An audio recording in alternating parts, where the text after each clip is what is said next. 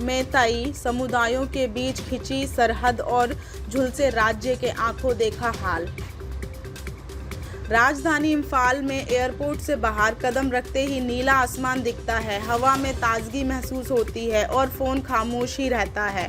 करीब 3 महीने पहले कुकी और मैतेई समुदायों के बीच शुरू हुए दंगों के बाद रह रहकर हो रही हिंसा के डर और दिमाग में चल रहे कोलाहल से एकदम विपरीत इम्फाल में एक चुप्पी है। अगर आपको सच्चाई मालूम ना हो तो आप इस चुप्पी को शांत समझने की भूल कर सकते हैं। मणिपुर में मोबाइल इंटरनेट बंद है, कोई न्यूज़ अलर्ट नहीं आता जो ये बात बता दे कि कब किस कोने में किस समुदाय ने कोई घर जला दिया, पुलिस की गाड़ी पर हमला कर दिया और कहाँ कर्फ्यू लग गया। फ़ोन की बैटरी पूरा दिन चलती है, उसकी स्क्रीन ज़्यादातर वक्त काली रहती है। दिन में इम्फाल की सड़कों पर दौड़ते वाहन, मार्केट में खुली कुछ दुकानों और गश्त लगाती पुलिसों की इक्का दुक्का गाड़ी हालात के समान होने का भ्रम पैदा करते हैं।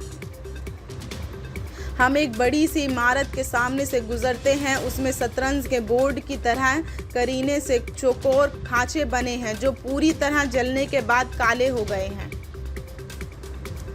ये एक मॉल था और वो खांचे दुकानों के शोरूम, ऐसी ही स्कूल की इमारतें भी हैं। मई में भड़की हिंसा की स्याह निशानियाँ, कई जगह बोर्ड लगे हैं जिन पर राहत शिविर लिखा है, कोई सरकारी है, कोई किसी पार्टी ने बनाया है और कई समुदायों के संगठनों ने बनाया है।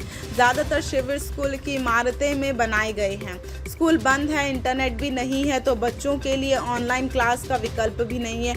3 हफ्ते पहले सरकार ने पहले से 8वीं कक्षा तक के बच्चों के लिए स्कूल खोलने का आदेश दिया था। घाटी में रहने वाले मैतेई और हिंसा के बाद पूरी तरह पहाड़ों पर चले गए कुकी समुदायों के बीच विभाजन की गहरी रेखा खिंच गई है। घाटी और पहाड़ के बीच की खाई ही इस वक्त मणिपुर की ज़मीन हकीकत है। मणिपुर के भीतर खिंची सरहद, जातीय हिंसा से पहले इम्फाल घाटी मैतेई बहुल इलाका था।